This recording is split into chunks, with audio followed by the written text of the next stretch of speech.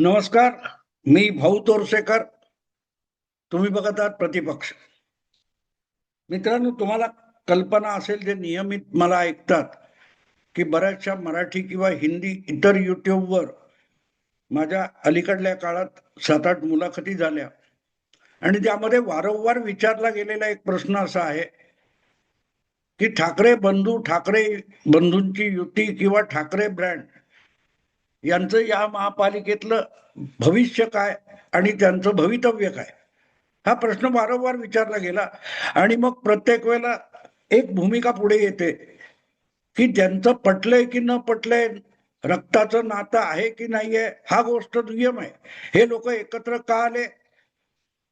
तर आपल्यातल्या बैबनावापेक्षा, आपसातल्या भाऊबंदकी आणि भांडण्यापेक्षा महाराष्ट्र हित अधिक मोठं आहे. त्यासमोर इतर सगळे प्रश्न आणि भांडणं क्षुल्लक आहे.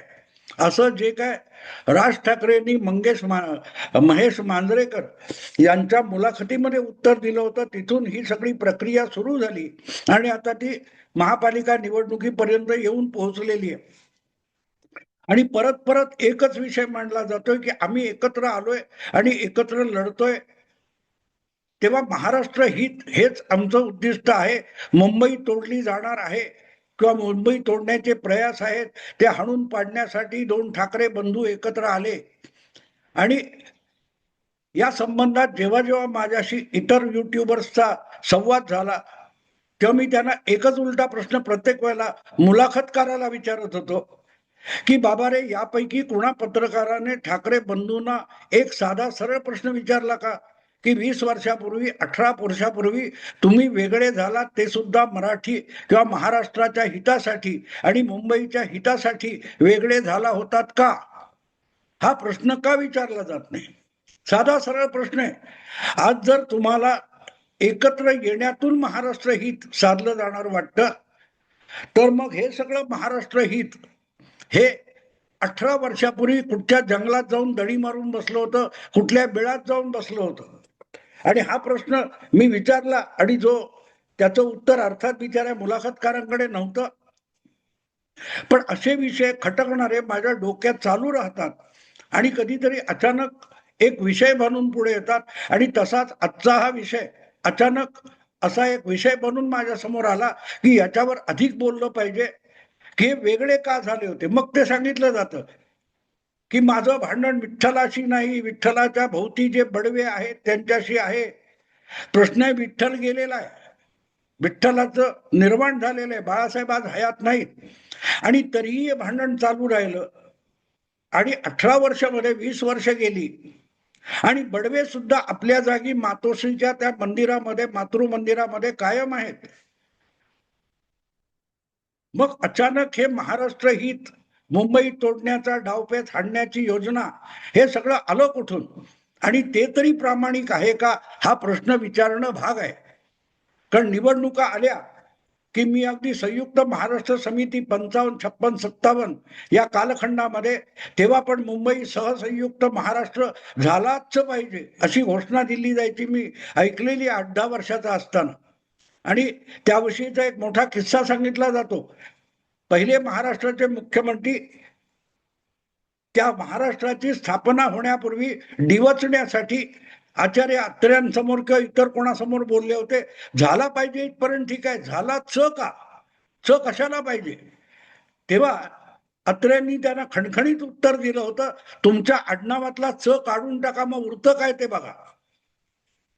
तर तेव्हापासून मुंबई तोडणं, मुंबई वेगळी करणं, मुंबई गुजरात्यांनी पळवणं किंवा आणखीन काय काय गोष्टी मी ऐकत आलेलो आहे. म्हातारा होऊन गेलो आता, 70 वर्षाचा कालखंड झाला त्याला.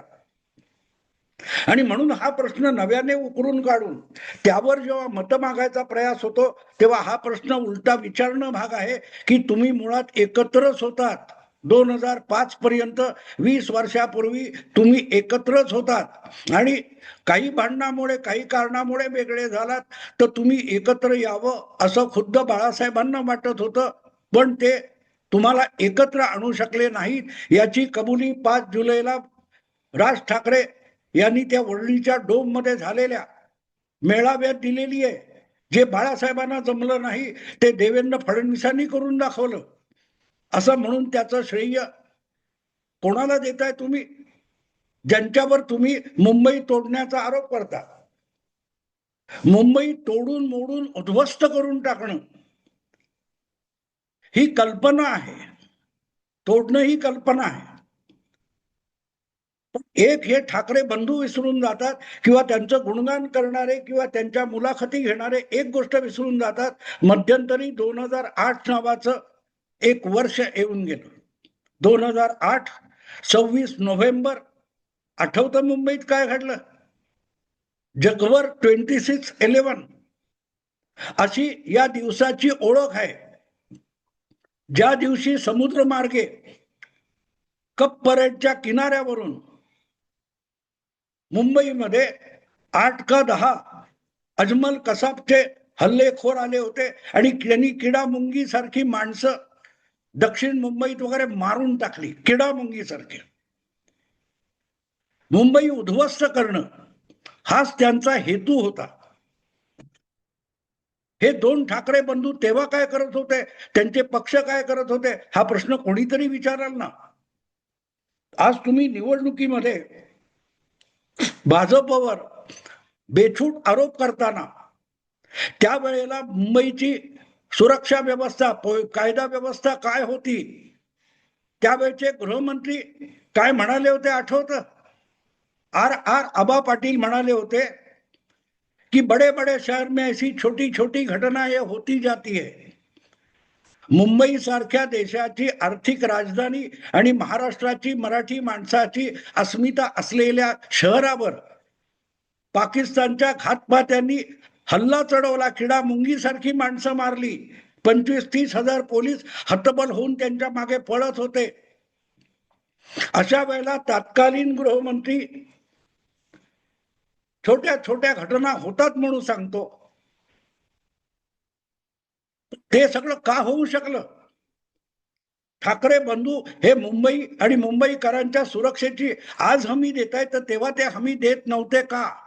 आणि लक्षात ठेवा, 26/11 म्हणजे 208, 2008 आणि 2008 मध्ये दोन ठाकरे बंधू विभक्त झाले होते आणि त्यानंतर अवघ्या 3-3.5 वर्षांनी मुंबईवर हा हल्ला झाला होता. आणि एवढं सगळं होऊन अवघ्या 4-5 महिन्यानंतर त्याच मुंबईमध्ये 2009च्या लोकसभा निवडणुका झाल्या. त्यामध्ये मुंबईतून ठाकरे बंधूंचा सुपडा साफ झाला होता आणि ठाकरे बंधूंच्या सोबत असल्यामुळे त्याची दुष्परिणाम भाजपला भोगावे लागले होते. 2009च्या निवडणुकीमध्ये उद्धव ठाकरे यांच्या नेतृत्वाखालची अखंड शिवसेना भारतीय जनता पक्षाच्या बरोबर युतीमध्ये होती आणि ती युती मुंबईमध्ये भुईसपाट झाली. असा काय पराक्रम काँग्रेस पक्षाने केला होता?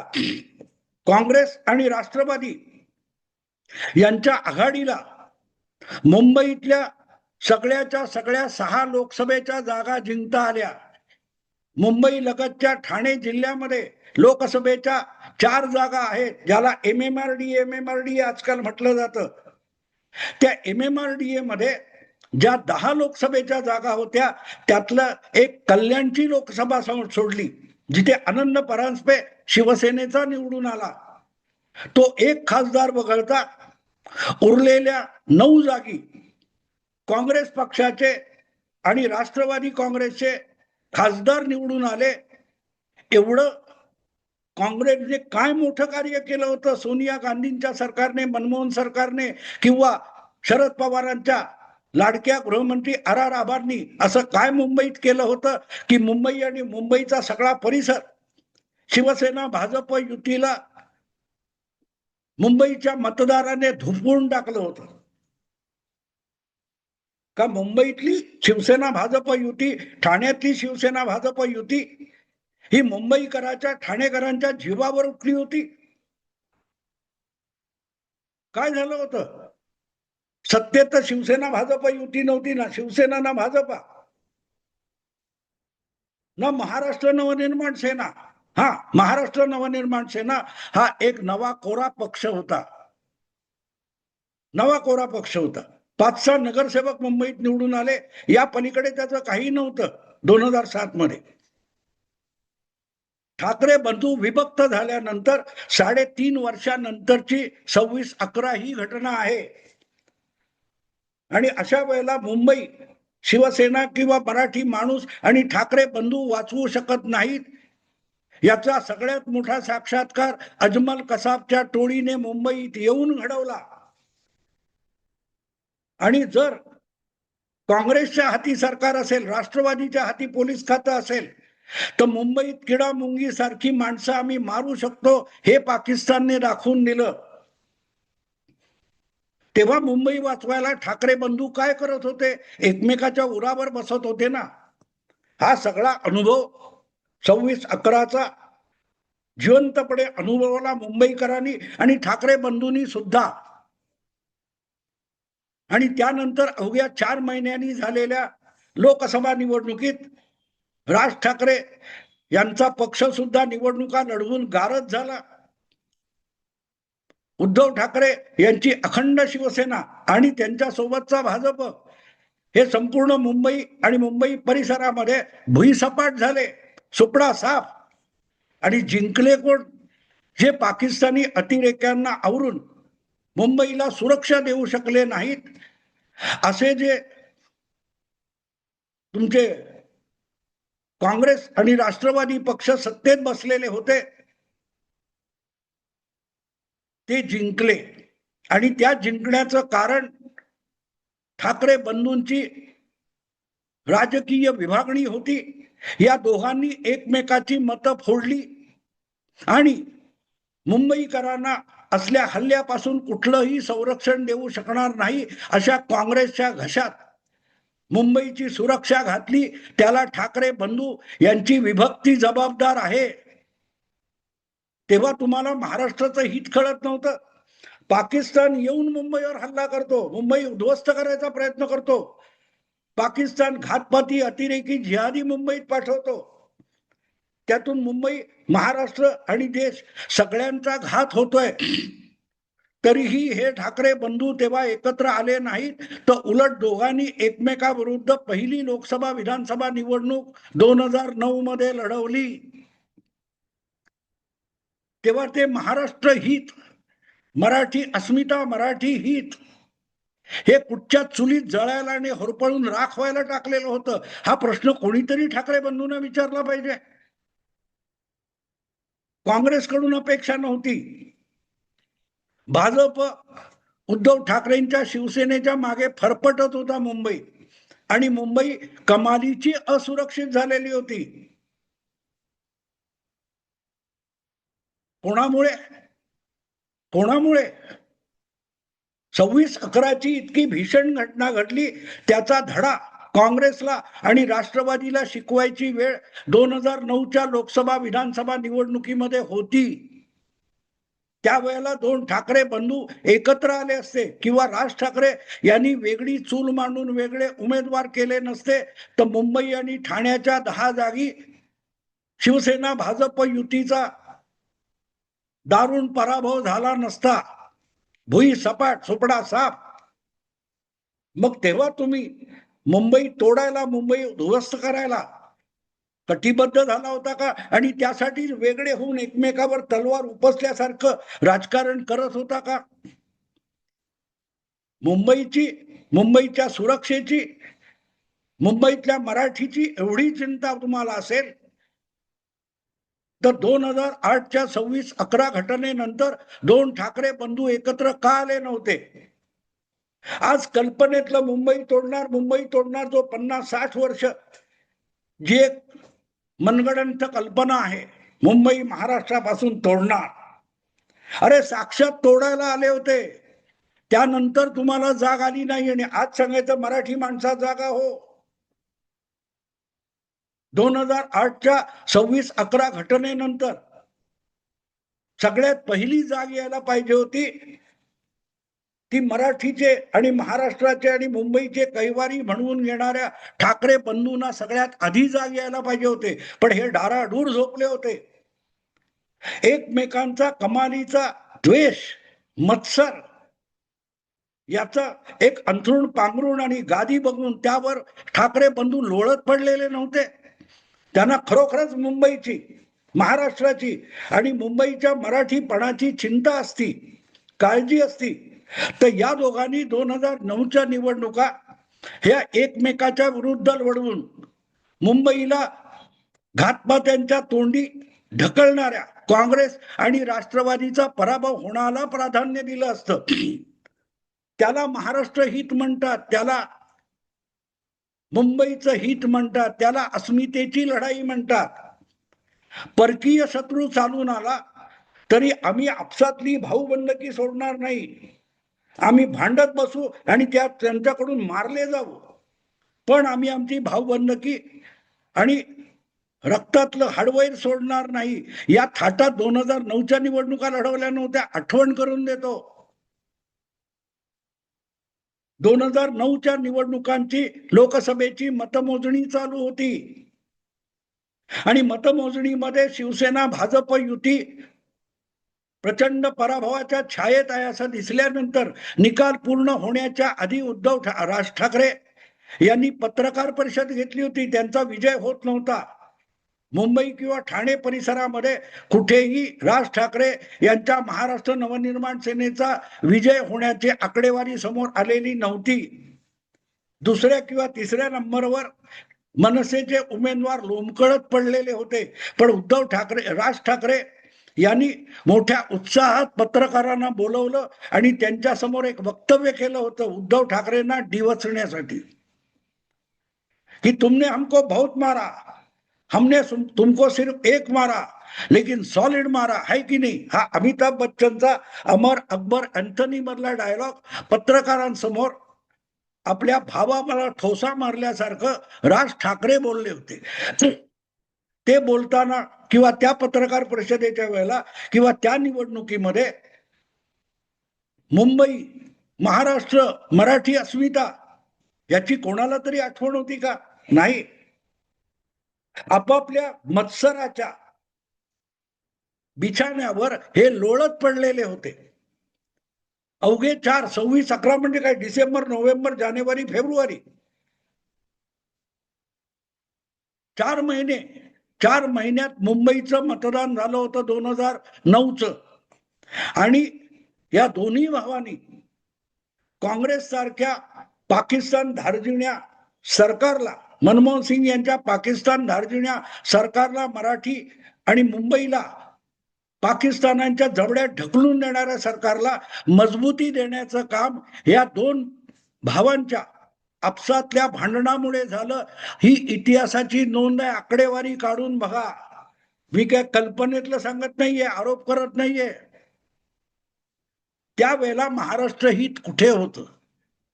तेव्हा मुंबई उद्ध्वस्त होणं ही भीती कुठे होती? मुंबई उद्ध्वस्त हो, महाराष्ट्र हिताला चूड लागो, पण आम्ही भाऊ एकमेकाच्या उरावर बसल्याशिवाय राहणार नाही, हीच भावना होती ना. मग जेव्हा प्रसंग आला, प्रसंग ओढवला, मुंबई उद्ध्वस्त होत, तेव्हा तुम्हाला जाग आली नाही. अगदी अजमल कसाब आणि त्याच्या टोळीने केलेल्या गोळीबारातून सुद्धा तुम्हाला जाग आली नाही. आणि आज जेव्हा तुमच्या पक्षाचं अस्तित्व धोक्यात आलेलं आहे, तुमचं राजकीय अस्तित्व धोक्यात आलेलं आहे, तेव्हा मराठी माणसाने जागा व्हायचं. आणि मराठी माणूस मुंबईकर संकटात सापडला होता तेव्हा तुम्ही डाराडूर झोपला होता, स्वप्न रंजनात मग्न होतात. आणि एवढंच नाही तर त्यातून जाग आली निवडणुकीच्या वेळेला. तेव्हा निवडणुकीत तुम्ही काय केलं? तर महाराष्ट्राला संकटात, मुंबईला संकटात ढकलून देणाऱ्या काँग्रेस आणि राष्ट्रवादीच्या सरकारचे हात मजबूत करण्याचं पाप केलं. आज जी ठाकरे ब्रँडची घसरगुंडी झालेली आहे त्याला कारण ते आहे. राजकारण आणि भाऊबंदकी याची गल्लत केल्याचे दुष्परिणाम तुमच्या दोघांच्याही पक्षाला भोगावे लागतात. आणि मराठी माणूस दुधखुळा, भोळा असेल पण दुधखुळा नक्की नाही. त्याला सगळ्या गोष्टी आठवत असतात. आणि म्हणूनच वेळ आल्यावर मराठी माणूस पर्याय शोधत असतो, भारतीय माणूस पर्याय शोधत असतो. त्या मनमोहन सिंग सरकारला त्यानंतर अवघ्या 5 वर्षामध्ये देशाच्या सत्तेतून धक्के मारून भारतीय माणसाने बाहेर काढलं. मुंबईतून काँग्रेस राष्ट्रवादीचा सुपडा साफ करून टाकला.